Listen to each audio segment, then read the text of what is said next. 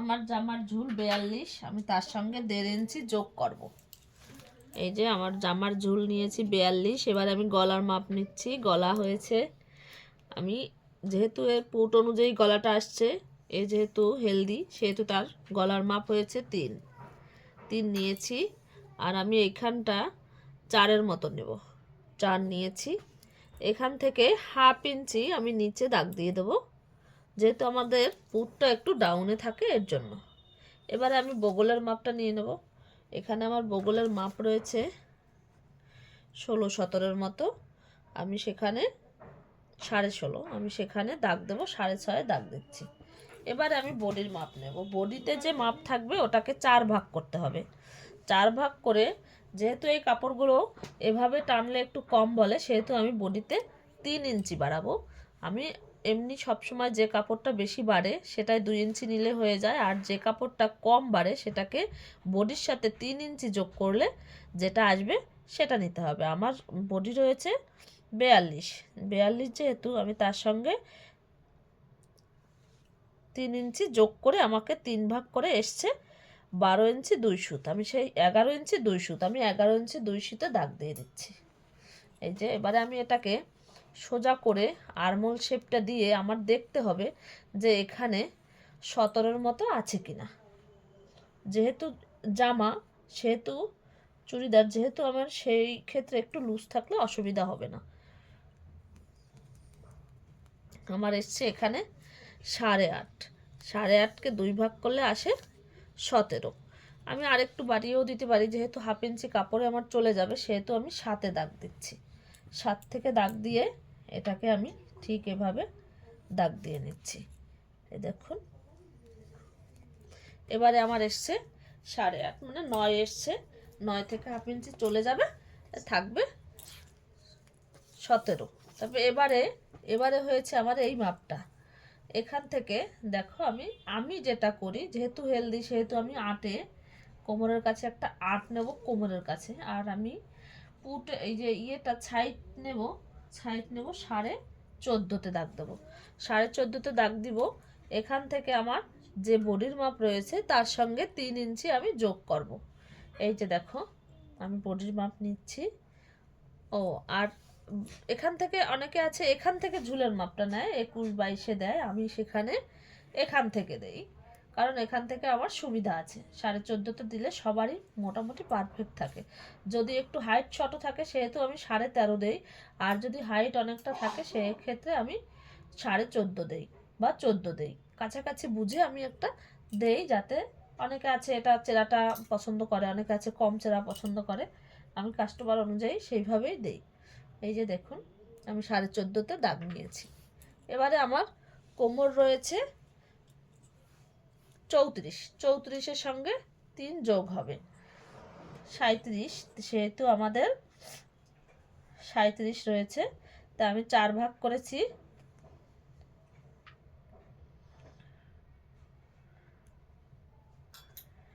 9 ইঞ্চি 2 সুত হবে। 9 ইঞ্চি 2 সুতে আমি একটা দাগ দিয়ে দিয়েছি।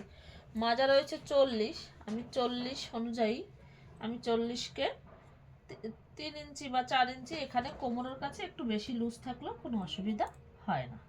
এই যে আমি এবারে ঠিক এই বরাবর সেই এখান থেকে একটু নিচের দিকে রেখে আমি এখান থেকে ঠিক শেপটা ঠিক এভাবেই উঠাবো। এখানে আমি 1 ইঞ্চি 2 সুতে দাগ দিলেই হয়ে যায়। এখান থেকে 1.5 ইঞ্চি, আমি সব জায়গায় 1.5 ইঞ্চি বেশি পরিমাণ কাপড় রাখবো। এই যে 1.5 ইঞ্চি, আমি 1.5 ইঞ্চিতে রেখেছি। এই কাস্টমারের চাহিদা হয়েছে গোল গলা, আমি সেই ক্ষেত্রে গোল গলা করে দিচ্ছি।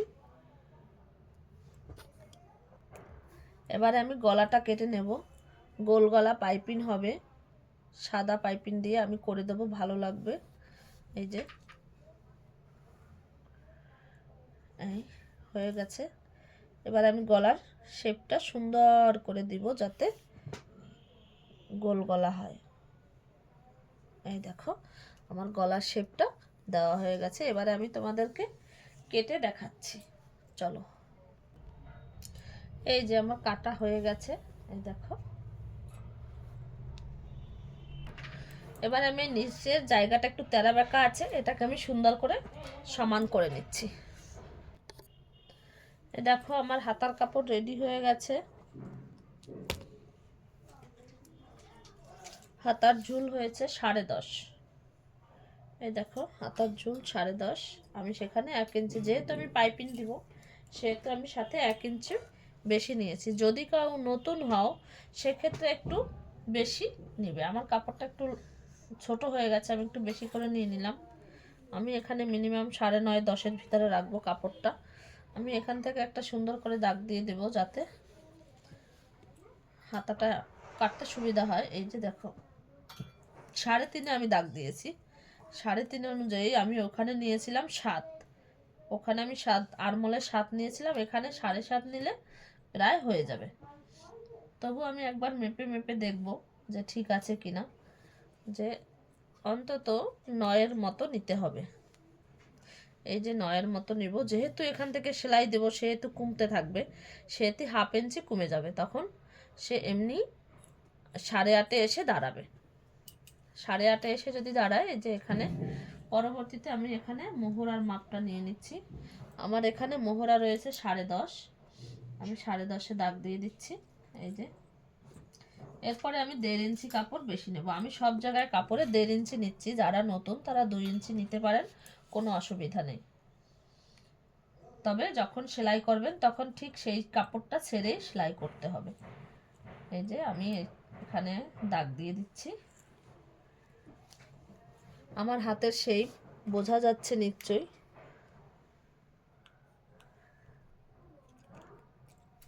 দাগ দিয়েছি। আমার ঘরে লাইটিং খুব কম রয়েছে।